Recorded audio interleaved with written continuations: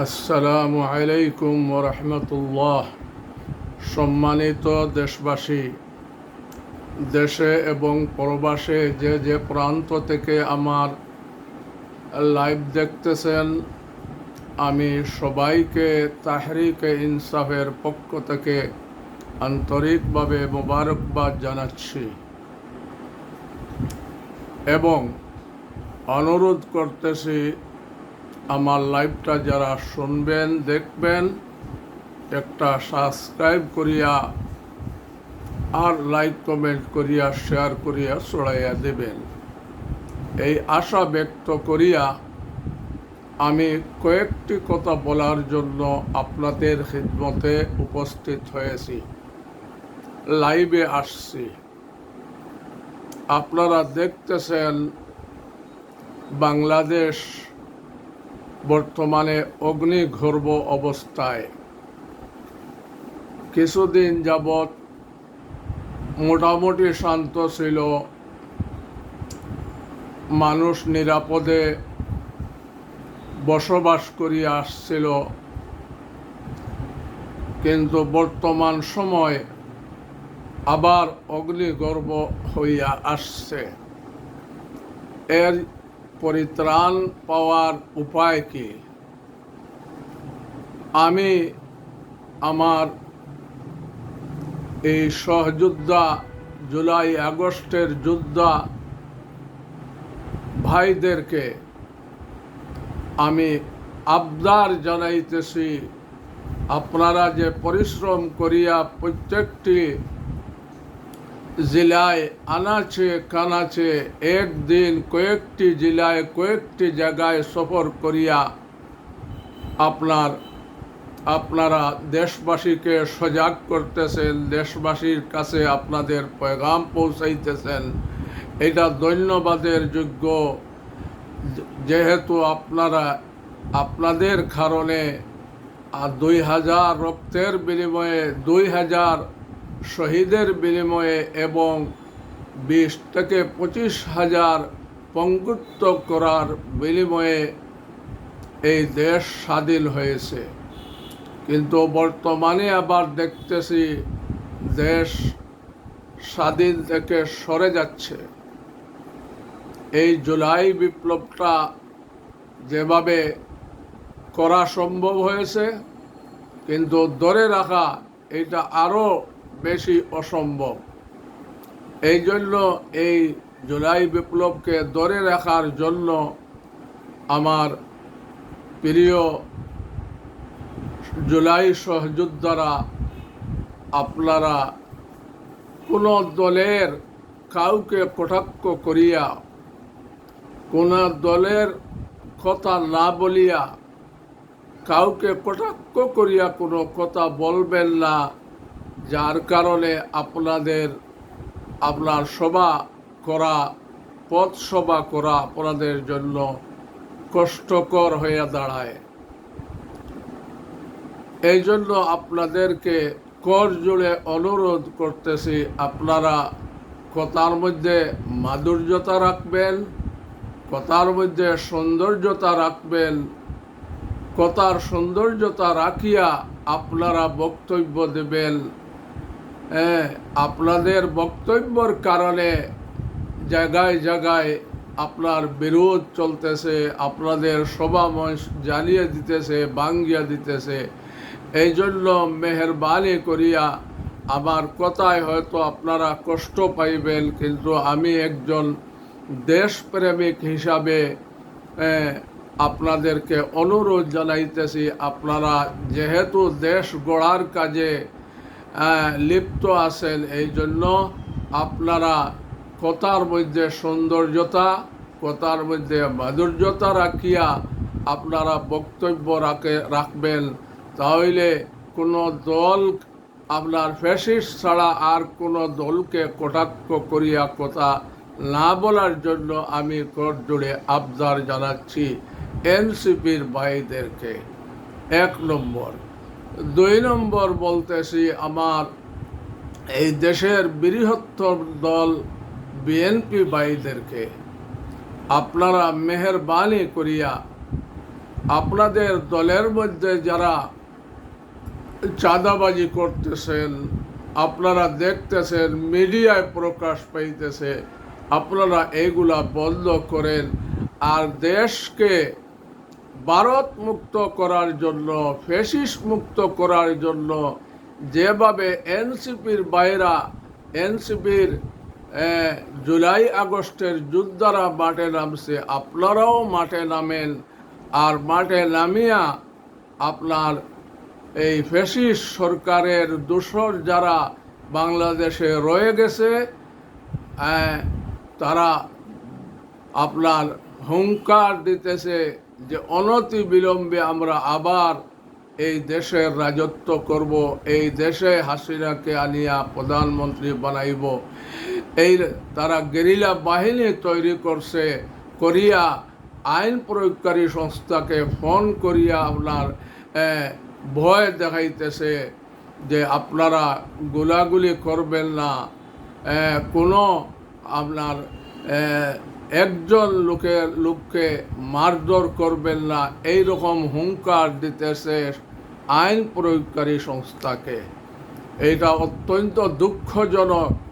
যাদেরকে আপনার বর্তমান সরকার আপনার নিষিদ্ধ করেছে তাদের কার্যক্রম, এবং ছাত্র দলকে নিষিদ্ধ করা হয়েছে, এবং আওয়ামী লীগকে আপনার কার্যক্রম নিষিদ্ধ করা হয়েছে, তারা আবার কিভাবে আপনার বল প্রয়োগ করতেছে রাস্তার মধ্যে, কিভাবে রাস্তার মধ্যে তারা জয় বাংলা স্লোগান দিয়া আবার দেশকে অরাজকতার দিকে নিয়ে যাইতেছে।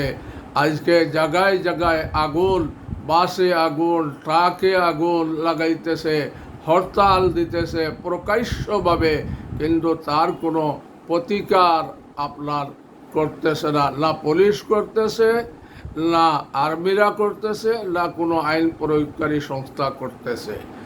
এরা তো নিষিদ্ধ দল, গতিকে এরা কেন তাদের কার্যক্রম চালাইবে, তারা হরতালের ডাক দেবে। আপনারা জায়গায় জায়গায় মানুষের জানমালের নিরাপত্তা দেবেন, এইটা আপনাদের কাজ, কিন্তু আপনারা করতেছেন না, আপনাদেরকে নিষ্ক্রিয়তা দেখতেছি। এই জন্য মেহরবানি করিয়া বিএনপি যে বড় দল, আপনারা আপনার মাঠে থাকেন, আর জুলাই আগস্টের যোদ্ধাদের কথায় যদি আপনারা কোনো দুঃখ পায়া থাকেন তাহলে এটা সরিয়ে ফেলেন। এইটা রাজনীতিক আপনার পরিচয় নাই। আপনারা কোনো কথার কারণে আপনার মারধর করবেন, মঞ্চ জ্বালাইবেন, রাস্তায় বা আপনার লাঠি ছোটা নিয়ে দাঁড়াইবেন, এইটা আপনার সুন্দর দেখা যায় না, সুন্দর মানায় না। এই জন্য বিএনপি ভাইদেরকে অনুরোধ করিয়া বলতেছি, আপনারা ফ্যাসিস্ট সরকারকে ভারতের দাসত্ব থেকে মুক্তি করার জন্য যে যুদ্ধ চালিয়ে যাইতেছেন, এইটা চালিয়ে যান, তাদেরকে আশ্রয় প্রশ্রয় দিবেন না। এটা আপনাদের কাছে অনুরোধ, কর জোড়ে অনুরোধ বিএনপি ভাইদের কাছে। আমার চ্যানেলের নাম হইল তাহরিকে ইনসাফ, ইনসাফ ভিত্তিক আন্দোলন। এই জন্য আমি ইনসাফের কথা আপনাদেরকে বলতেছি। যদি আপনাদের অন্তরে কোনো ধরনের আপনার দুঃখ পেয়ে থাকেন, আমি ক্ষমার দৃষ্টিতে আমাকে দেখবেন। আমি ইনসাফের ভিত্তিতে কথাগুলো বলিয়ে যাইতেছি। আর মাননীয় প্রধান উপদেষ্টা, আপনাকে আরজ করতেছি, আপনি এই যে আজকে যে হরতালের ডাক দিছে, জায়গায় জায়গায় আগুন লাগাইতেছে, জায়গায় জায়গায় আপনার গাড়ি ঘোড়া জ্বালাইতেছে, আপনি কেন আপনি আইন প্রয়োগকারী সংস্থাকে সতর্ক করলেন না যে এরা যেন রাস্তায় বাইর হইতে না পারে, আগুন লাগাইতে না পারে, ভাঙচুর করতে না পারে? আপনি কেন আইন প্রয়োগকারী সংস্থাকে সতর্ক করলেন না এবং তাদেরকে মাঠে নামালেন না কেন? এবং তারা যদি নামিয়া থাকে মাঠে, তাহলে কিভাবে তারা রাজপথে মিছিল করে লাঠি সোটা নিয়ে দেশীয় আপনার বিদেশি অস্ত্র নিয়ে আপনার মিছিল করতেছে, আপনার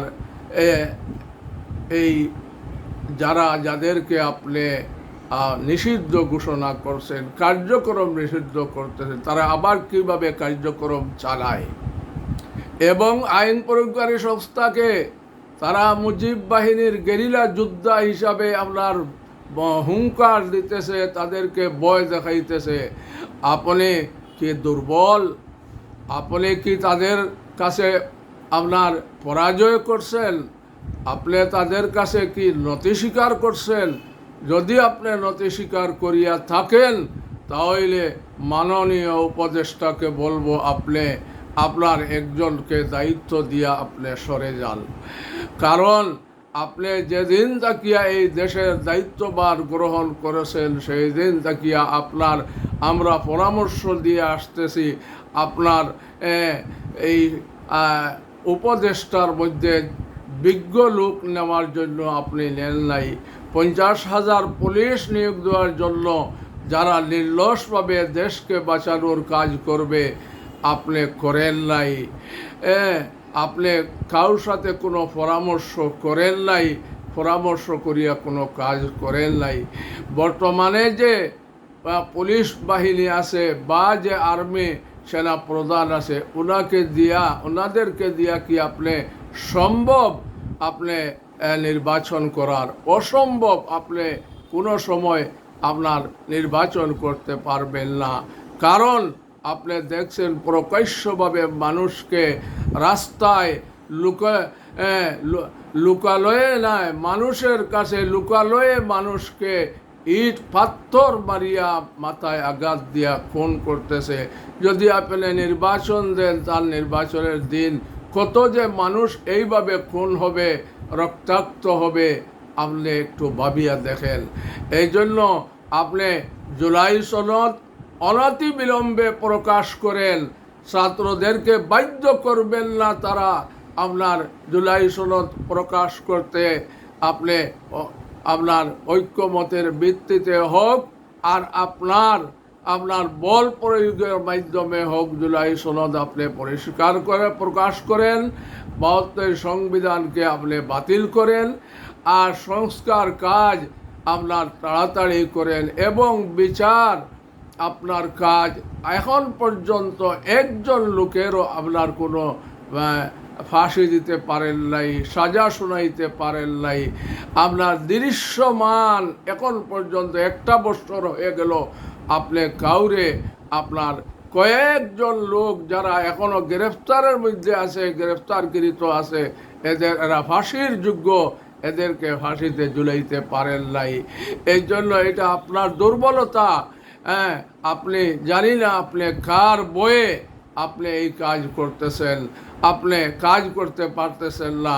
এটা যদি আপনার কেউর বয়ে আপনি কাজ করতে বাধাগ্রস্ত হয়েছেন, তাহলে আপনি মানুষকে বলেন, প্রকাশ করেন যে এদের কারণে, ওই লোকের কারণে, সেনাপ্রধানের কারণে বা রাষ্ট্রপতির কারণে আমি কাজে বাধা পাইছি। আপনি পরিষ্কার করেন মানুষের সম্মুখে।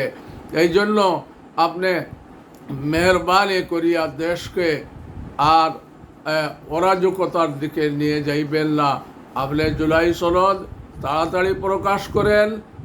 সংস্কার কাজ, আপনি মৌলিক সংস্কার কাজ, আরেকটি কথা বাইর করতেছেন, আপনি পুরাপুরি সংস্কার কাজ করবেন এবং আপনার বিচার দৃশ্যমান না করিয়া আপনি নির্বাচনের দিকে আগাইবেন না। এই আবদার আপনার খেদমতে জানাইতেছি। আর সমস্ত ইসলামী দলকে বলতেছি, বিশেষ করিয়া আপনার 19 তারিখ যে আপনার জামাতে ইসলামের যে সোহরাওয়ার্দী উদ্যানে যে সমাবেশ করছেন, আমি ডাক্তার শফিক সাহেব এবং এখানে যত দলের ইসলামী দলের লোকগুলা আপনার বয়ান করছেন, বক্তব্য দিচ্ছেন, সবাইকে আন্তরিকভাবে মুবারকবাদ জানাচ্ছি এই আপনার সভাকে আপনার সাফল্যমণ্ডিত করার জন্য। আর বাকি সব ইসলামী দল যারাই ইসলাম নামে আপনার পরিচিত, সবাইকে ঐক্য গঠন করিয়া ফ্যাসিবাদের মোকাবেলা করার জন্য আর সুপরামর্শ ডক্টর ইউনূস সাহেবকে দেওয়ার জন্য সমস্ত ইসলামী দলকে আহ্বান জানাচ্ছি, এই আবদার জানাচ্ছি। এই আবদার জানিয়ে আমার লাইভটা সাবস্ক্রাইব করবেন আর শেয়ার করিয়া ছড়াইয়া দিবেন, এই অনুরোধ জানিয়ে আমার লাইভ শেষ করতেছি। খুদা হাফিজ, আসসালামু আলাইকুম রহমতুল্লাহ। আরেকটি কথা, অনেকে এনসিবির বাইরা বলতেছে যে আমরা মুজিব সাহেবের মাজার ভাঙ্গিয়া দিব। এই মাজার কেউরের ভাঙবেন না, এইটা মানুষের মনে আঘাত আনবে। কেন কার মাজার মুজিব তো একজন আপনার এই দেশের একজন বড় নেতা ছিলেন, কেন ওনার মাজার ভাঙবার জন্য আপনার বলবেন?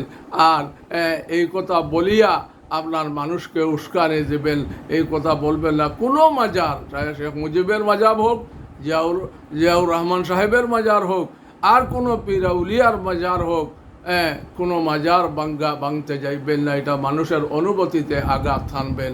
এই জন্য মেহরবানি করিয়া যে আবার গোপালগঞ্জে যাব আর মুজিবের মাজার ভাঙব, এই কথা বলিয়া, এই কথা হয়তো আপনারা বলেন নাই, কিন্তু এই যে গুজব মিডিয়া আছে কয়েকজন, গুটি কয়েকজন আপনার ছাড়া বাকি সব গুজব মিডিয়া, এরা গুজব ছড়াইয়া মানুষদেরকে আরও বিভ্রান্ত করতেছেন।